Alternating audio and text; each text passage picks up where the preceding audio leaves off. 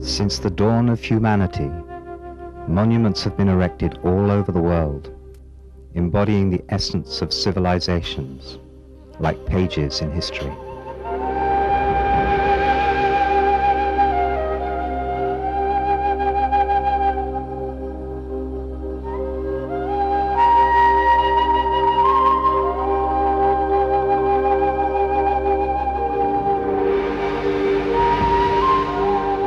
Devotion and gratitude inspired people to construct these monuments and to commemorate great events for generations to come.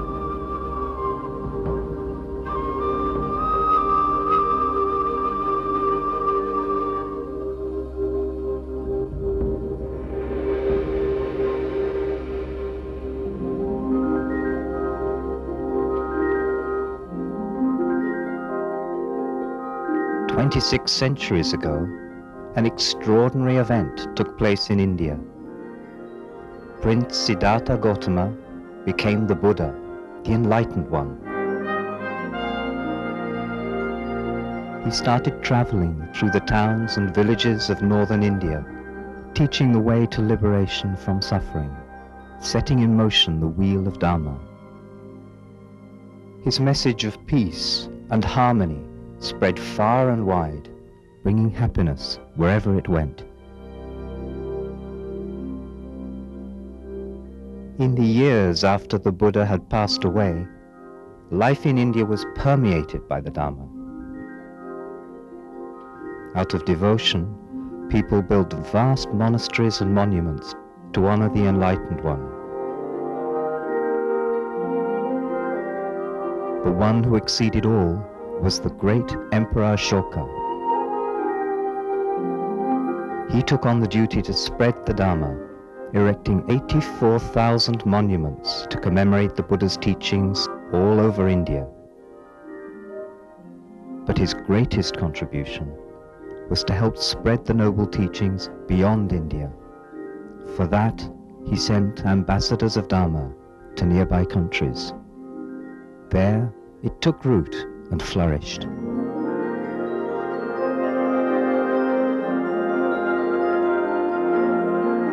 Wherever people benefited from the Dharma, they built structures on the model of those in India, expressing their gratitude and devotion. The stupas were mostly based on the shape of the ancient Sanchi stupa, constructed by Emperor Ashoka.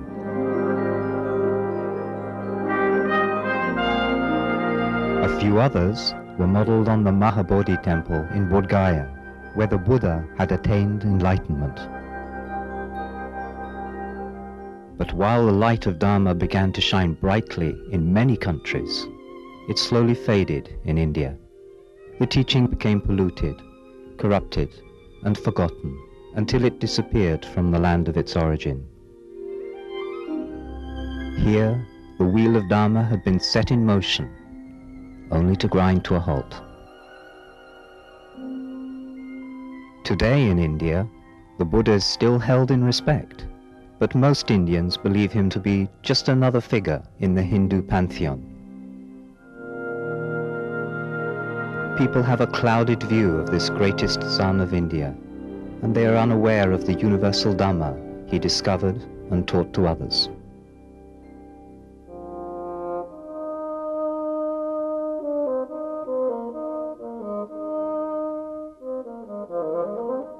The neighboring countries, Myanmar, Sri Lanka, Thailand, Cambodia and Laos, preserved the Buddhist scriptures in the Pali Tipitaka, enabling the entire world from ancient times until today to learn about the words of the Buddha. But in Myanmar, not only the words were preserved, but the practical essence of Buddha's teaching. A chain of teachers kept alive the practice of Vipassana meditation in its pure form. Among the shining examples are Venerable Webu Sayadaw, and before him, Venerable Ledi Sayadaw, who opened the gate for all householders to come and practice Dharma and Vipassana. he appointed his brilliant lay disciple, Sayataji, to be a teacher. One of Sayataji's foremost students was Sayaji Yubakin, who paved the way for Dharma to start spreading all over the world, far beyond the borders of Myanmar. A traditional belief was handed down in the countries of Southeast Asia that 25 centuries after the Buddha, the Dharma would be returned to India, the land of its origin, to spread from there around the world.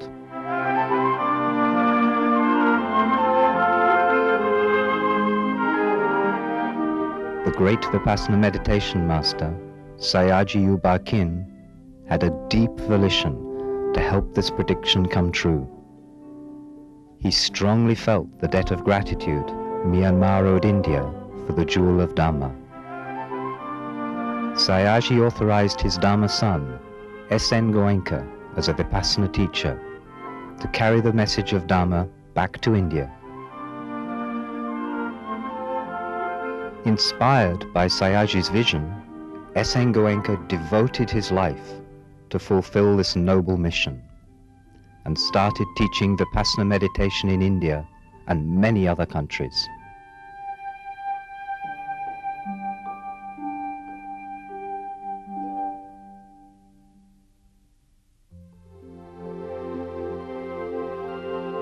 Today, this Dharma mission has entered a new phase.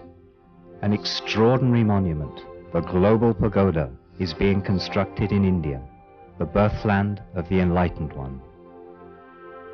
This magnificent structure will be a beacon of Dharma, a lighthouse, dispelling the darkness of ignorance around the world. The global pagoda is a symbol of gratitude to the country of Myanmar and will stand as a reminder for centuries to come that when the teaching was lost to India, Myanmar preserved it. The ancient stupas in Myanmar were built in the shape of Sanchi stupa, in homage to India. Today, in India, the global pagoda is being built in the shape of the famous Shwedagon pagoda, in homage to Myanmar.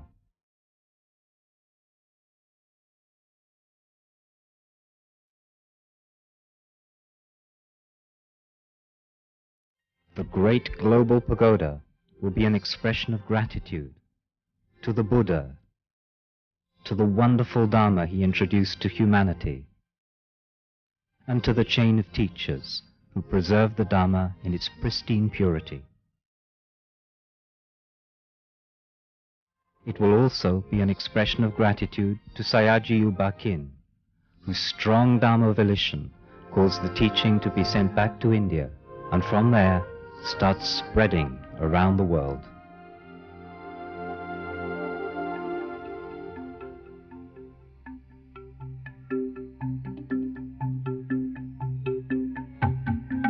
The site, chosen for the global pagoda, is a suburb of Mumbai, the most populous city and the commercial and tourist capital of this country of 1 billion people. Hundreds of thousands of Indians and foreign visitors will visit the pagoda. The huge monument will be surrounded by a wide, encircling path with the capacity for 10,000 visitors. On the northern and southern sides, 2 additional smaller pagodas are being constructed. In June 2003, the inauguration of the small northern pagoda dome took place in the presence of S.N. Goenka. The 4-ton keystone was carefully placed to lock the inner dome of the structure. Soon after, the first Dharma discourse was given by S.N. Goenka under the completed dome.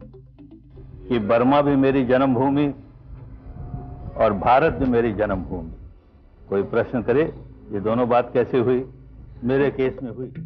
Being of a design identical to the main pagoda, the small northern pagoda's dome can now give an inspiring indication of the extraordinary look the main pagoda will have once completed. The Global Pagoda is one of the most ambitious structures ever to be built. It is the world's largest dome to be constructed of stone. Unsupported by any pillar, the 97-meter diameter dome is an engineering marvel. The heavy stones are skillfully placed, interlocking into one another, to form a gigantic hollow dome structure.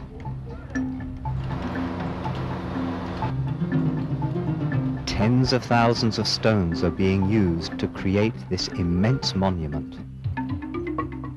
Thousands of trucks have brought these stones from the quarries miles away.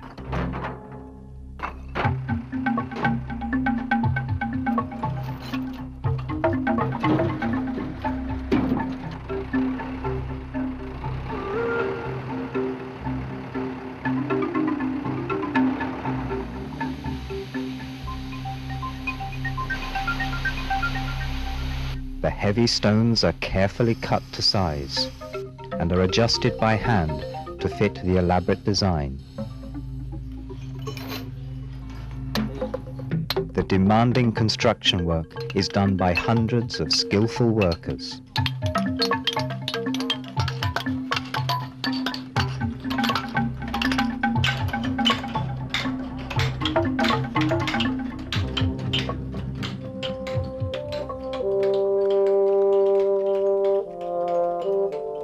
This unique project is more than a monument to the memory of past greatness.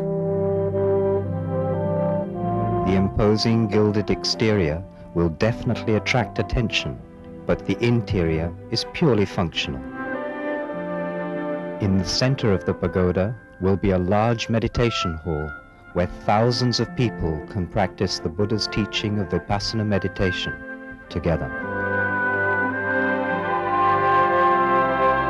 One of Sayagyi Yubakin's major innovations was to make a pagoda a functional part of the meditation center. At the heart of Ubakin's meditation center in Yangon is a hollow pagoda lined with cells. This demonstrates his belief that practicing Dhamma through Vipassana meditation is the best way to honor the Buddha and experience his teaching. In the Vipassana meditation centers in India and other countries, where Vipassana is being taught by S.N. Goenka in the tradition of U Ba Khin, similar pagodas are used for meditation. All who come to these modern-day Chetya halls have the opportunity to practice the Dhamma in its original form and to advance towards liberation.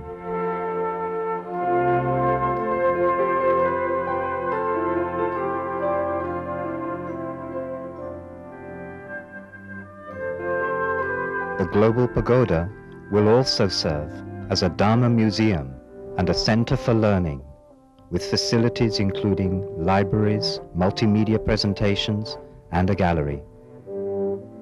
The gallery will house state-of-the-art educational displays about the Buddha's life story and his teachings.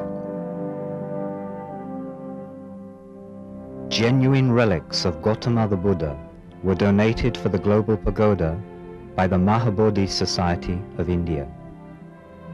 The authentic relics will be enshrined in the pagoda, preserved for generations to come. Followers of the Buddha all over the world naturally feel respect and gratitude to India as the homeland of the Buddha and first source of the Dharma. The Global Pagoda, which is funded solely by voluntary donations, presents a rare opportunity to earn merits by supporting a noble project that is bound to become a symbol of the second Buddha Sasana.